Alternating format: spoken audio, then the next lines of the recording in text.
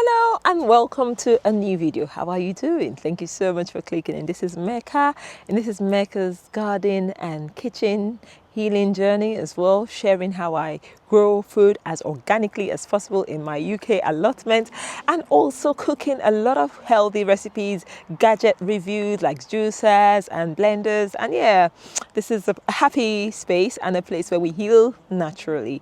So if it's your first time meeting me, I hope you stay and enjoy. This family is a beautiful family where we want to share good vibes only. Now, this is July in the UK and I am standing around my tomato bed at the allotment. Now, tomatoes are one crop. Last year I was able to be self-sufficient in, so we grew over 100 kilos. I wouldn't even say the whole year because it lasted us up until we just finished the last can in June. However, that was because we had to buy tomatoes in May. I was just saving it. So yeah, let's say 10 months in a year we were self-sufficient, which was like a massive feat for me because I'm growing in an allotment space. I don't have a massive garden at home. However, this year has been a bit challenging. So the weather has been really cold. I bet if you follow UK gardeners, you hear most allotmenters complain about the weather, the cold, the rain, and that has not helped things like tomatoes grow fast. I started mine really early because I know this could happen. Our growing season for tomatoes is really short. So I have a video on how, I showed about how I do things a bit controversially. So I start tomatoes different. People say don't start as early as I start. That is good because for me, I am actually harvesting tomatoes at home. So I'll put a little clip on my little home garden, which is amazing. So tomatoes are ripening now at home. However, here, we don't really have much fruit. We don't have much fruit there at all. Look at that one, not fruit set yet.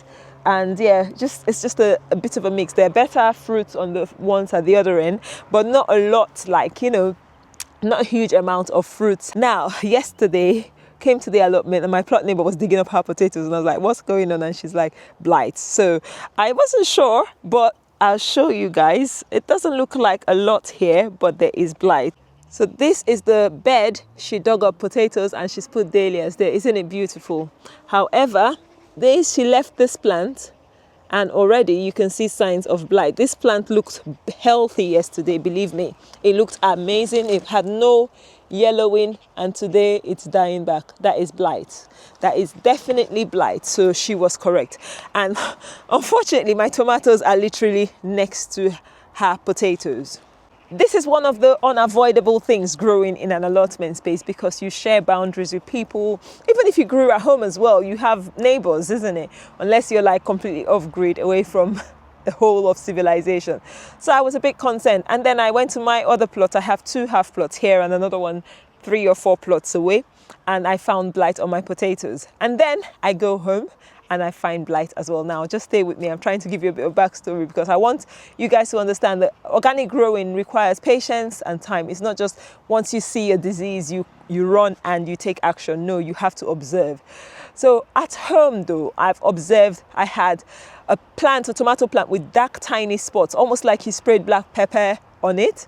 I've had it for a few days and I've been keeping an eye wondering what's going on. But I'm thinking actually something is not right. And lo and behold, I went home and I looked at it again yesterday and sure and truly, a lot of the leaves were covered in blight or septorial leaf spot. So it's a disease now. If you don't know about tomato or potato blight, like I showed you this plant and potato plant, it kills so quickly. It's really aggressive. So once blight starts, it's almost out of control. It spreads. So that's why people harvest potatoes because it will go to the tubers and rot them. Tomatoes as well, it can start rotting the fruit after it kills the stem. So it can really spread fast. So normally I use neem oil like a preventative for creepy crawlers, but never for fungal diseases because blight or septorial leaf spot is a fungal disease, and fungal diseases are not like the easiest diseases to get rid of on your plants. And this is organic growing. Remember, we're trying to grow as organically as possible, working in harmony with nature and the soil, ensuring our soil is fertile and rich, and I make my own compost. So I'm thinking, what can I do? So thanks to YouTube, and that's why I like YouTube, because it's a search engine. You can get a lot of good quality information from YouTube. However, do your research, get evidence-based information before you take action, especially for your growing, your crops. So I did lots and lots of research, and I found hydrogen peroxide. Now, I've never used hydrogen peroxide as a spray, but this is what I learned. You can use hydrogen peroxide. Now, a lot of the recommendations were like 3%, but I couldn't get 3%. I got 6%, and it's fine. You can get 6, you can get 12%, you can even get higher concentration. Just divide it, bring it down. So the concentration I use, so we have hydrogen peroxide I got from the chemist. Anyone can buy this. This is 6%. So this is just 200 mils. And I have here a sprayer container.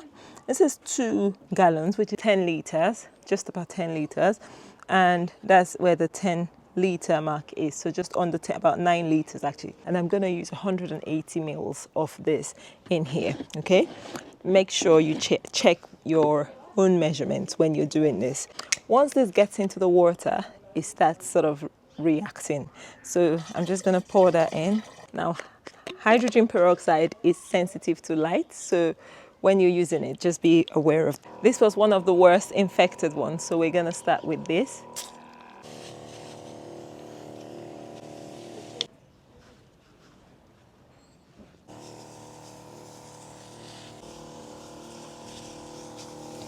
I wanted to go like aggressive on blight, because last year blight came, but we had harvested a good amount of tomatoes. The year before, it was early blight. I think early August, we lost pretty much everything. And this is only July. So I was like going all out. And this is why this is plan B, because my plan A is go with nature. Don't tamper with nature. Just let your plants be healthy by giving healthy soil, healthy environment. I even foliar feed them with like, my home comfrey tea and stuff. But plan B is hydrogen peroxide. Now, organic purists, I want you guys to hear me out, because this is not a tick box exercise. Growing your own food, it's not about meeting a standard. It's about ensuring, for me, I'm getting good quality nutrition. I'm spending time outdoors, obviously spending my time outdoors, enjoying nature. But then it's not something that has to be done exactly as everyone is doing it. Now, I had to justify, if I let my tomatoes die, because that's what will happen, I won't harvest any of my homegrown tomatoes, am I happy to buy from the commercial growers, yes, organic commercial growers, that are approved to use this same pesticide, well, fungicide? Hydrogen peroxide is not, it's actually more, it's just water and an extra oxygen molecule, so technically it's very natural. However, it's a chemical that has been processed in the lab, yes. But most things are chemical compounds, if we want to look at it that way. But we're not going technical there. We're looking at what is safe for my plants, for working in harmony with nature, that will not be detrimental to the environment as well, and also to my health. Okay, so that is my first rationale. So would I buy that organic one? I don't know all the sprays they have used to ensure they harvested their crop. Yes, they have to use things, especially if they've had similar climate or weather as I have, or do I not mind whatever I buy? So I'm thinking the best thing for me will be to eat my own crops. Especially I have over 100 tomato plants. I have put in the time, the effort, and the love. Like growing your own food, you put in so much love, so much time, so much dedication, so much excitement. So I decided using a spray is best for my plants, and that is the reason I am doing it this year. Now I have plan C. I will share about plan C later, so that will be using something stronger. I am willing to do that. Now, this is not something I will do willy-nilly, and this is not a decision I will just make because I feel like making it. The first thing to do with things like tomatoes are spacing. If you have a look here, you can see the tomato plants are all spaced like almost over 1/2 meter apart. Massive air spacing. You don't want any crowding in your tomatoes. It's so important. And then pruning your lower leaves. So once I have a fruit truss like that, once there is fruit truss, I prune. I get rid of all the lower leaves. That's exactly what's happening here. That is exactly what you see all across my tomatoes. Okay? All all the lower leaves are taken off as much as possible, and they're spaced, and they look really good. They look healthy, which I'm grateful for. So those are the first things I would do. Like I said, working in harmony with nature, spacing your plants, making sure there's airflow, cutting all the diseased leaves off. So the first thing when you see signs of blight or any disease, take out all the infected leaves. Don't leave them on it as much as you can. Now, if the stems are infected, like I'll show you in the little clip there, some stems you can't take off. If it's very minor, then you leave. If it's a bit spread, just cut that bit off, okay? So this is early blight, and this is what I am doing, and I hope it works. I don't know, this video is giving you just like an update of what I'm doing. It's not going to be full because the whole season will tell how effective it is, but I have heard a lot of people say it's very effective. The first spray has been good, no troubles at all. Like I said, I only saw this yesterday, so I've sprayed today, no problems. But this video is more about this conversation, like, let us not feel guilty if we have to use adjuncts to grow.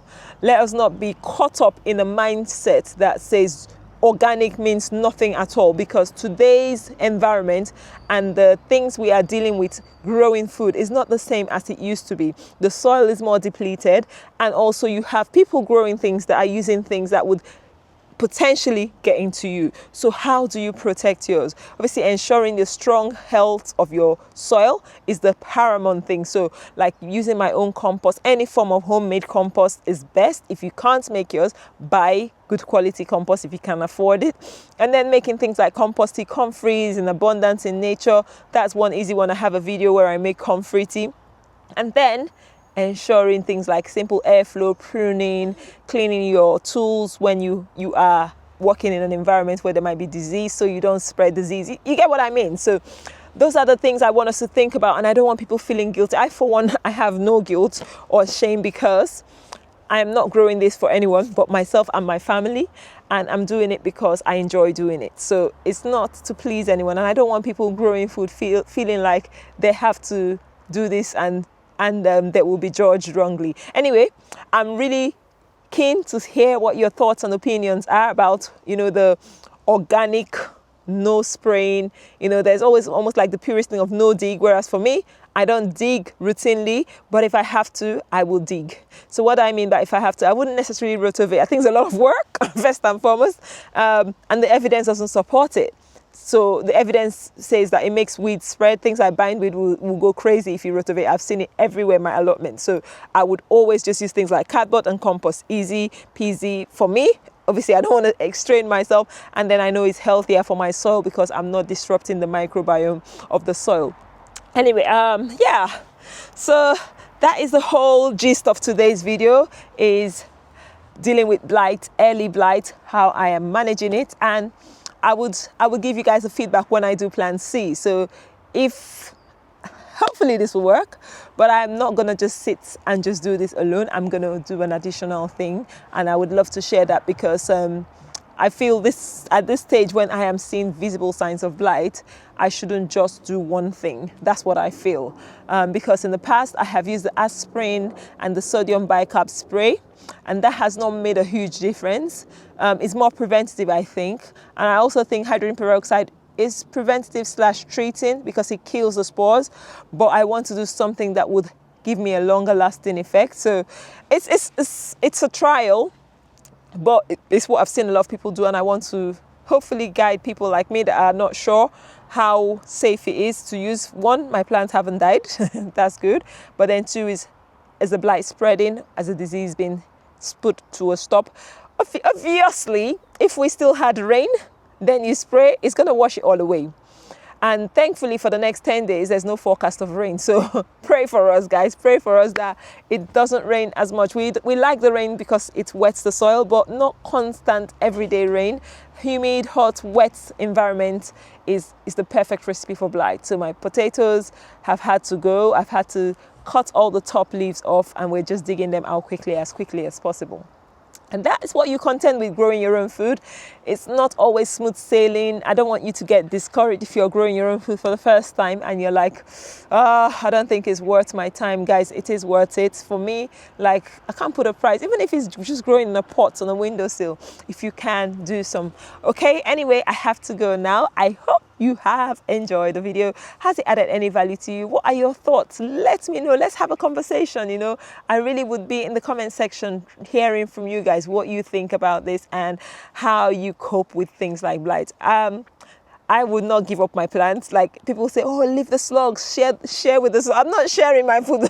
Guys, I'm growing the food for me, not for slugs. Like, if I share with the birds, no, I don't mind if they eat, if I have extra, but they shouldn't deprive me of food. That's how I mean by working in harmony with nature. Nature, like wild animals are meant to forage. So things like my sweet corn over there, I'm not going to be willing to share it with the foxes. So I put a fence. I have a video on how I fence and protect the sweet corn, because foxes ain't going to eat my sweet corn, guys. So anywho, enough of this talk. I really am grateful to have you guys here.